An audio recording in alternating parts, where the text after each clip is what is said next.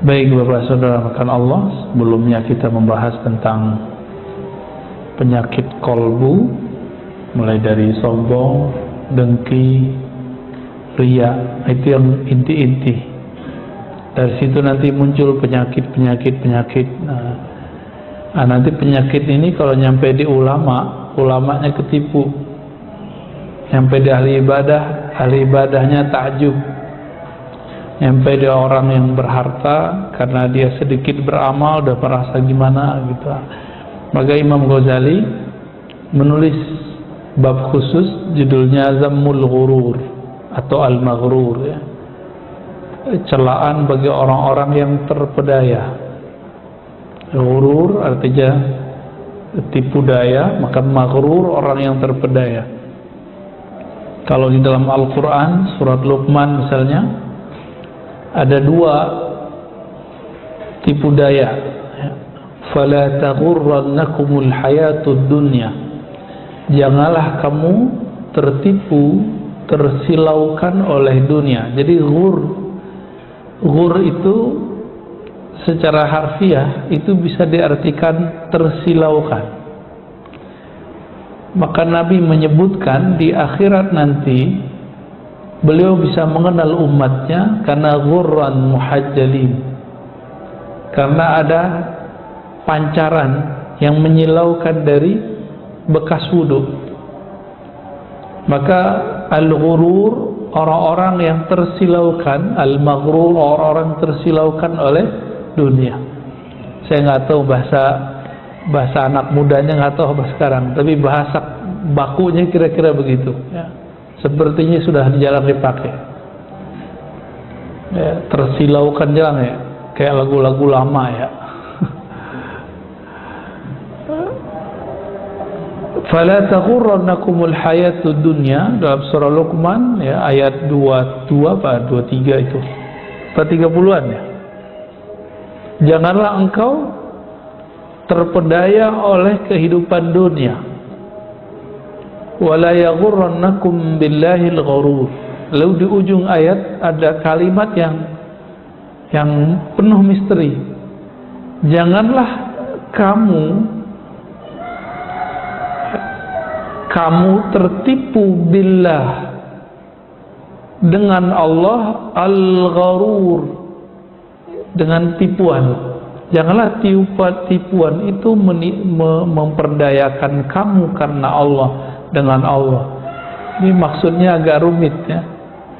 Maka oleh Imam Mujahid itu menjelaskan ini tipuan pada ulama, pada ahli ibadah dan lain sebagainya.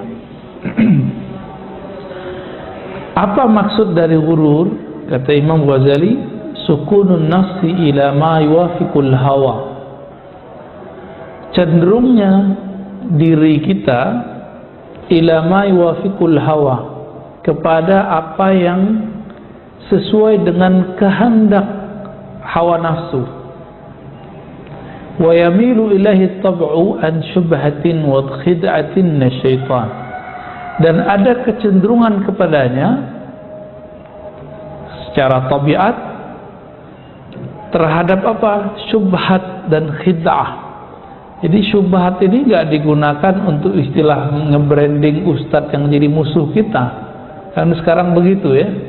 Nggak cocok tulis ustadz syubhat, ya, dai syubhat. Nih beliau nih ustadz syubhat ini. Nggak itu. Syubhah itu dari kata syabaha, artinya samar, mirip gitu, agak samar-samar, entah halal entah haram gitu. Kalau di sini entah benar entah salah. Wa khid'ah, dan tipuan minasyaitan, daripada syaitan. Jadi kecenderungan diri kepada dua hal. Pertama, keinginan hawa nafsu. Yang kedua, godaan-godaan, tipuan-tipuan syaitan. Jadi dua. Maka kalau orang bertanya, kok masih ada maksiat bulan puasa? Kan syaitan sudah dibelenggu. Dibelenggu itu dengan lapar. Kalau malamnya makannya dibalas dendam, ya sama aja. Terus siang-siang kok masih ada maksiat. Kenapa? Karena kalaupun setan dilemahkan, kita masih punya hawa nafsu yang tersisa.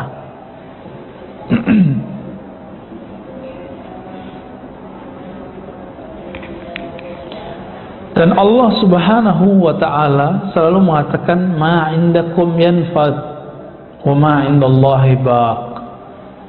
Apa yang di sisi kamu itu akan binasa, yang di sisi Allah pasti kekal. Maka kita harus memilih menjadi hamba yang di sisi Allah. Salah satunya Allah menyebut para syuhada, wala taqulu liman yuqtalu fi sabilillahi amwat. Jangan kamu katakan bahwa orang-orang yang gugur di jalan Allah berjuang syuhada itu mati, hilang. Bal ahya'un inda rabbihim, ada kata indanya, tapi mereka hidup indah di sisi Allah. Kalau di sisi Allah berarti baqin, mereka kekal, dikekalkan oleh Allah Subhanahu wa ta'ala. Wa ma 'indallahi khair, dan apa yang di sisi Allah itu lebih baik, ya. Kalau kita yang sering baca surah Al-A'la ayat 17, ya, wal akhiratu khairu wa abqa. Akhirat itu lebih khair, lebih baik, wa abqa, dan lebih kekal. Nanti orang-orang nanya, Allah kan kekal, kok ada yang kekal selain Allah? Iya, selain Allah itu kekal karena dikekalkan di sisinya.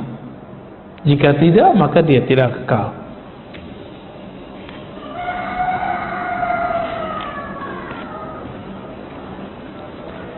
Imam Al-Ghazali, karena beliau pernah mengalami lama bab terpedaya ini, maka beliau bisa cerita, dan ceritanya detail. Di dalam Ihya Ulumuddin jilid 3 bab Kitabul Muhlikat, itu bagian belakangnya. Bahkan beliau nulis kitab sendiri, ya, Al-Maghrurun, ya, yang kemudian dikembangkan oleh Imam Sya'rani jadi Tanbihul Mughtarrin. Artinya sama, peringatan terhadap orang-orang yang terpedaya. Siapa saja yang terpedaya pertama kali, ternyata ini mengagetkan. Yang bisa terpedaya di jalan Allah ini ketika hidup di dunia ini adalah ulama. Ulama secara harfiah. Apa arti ulama secara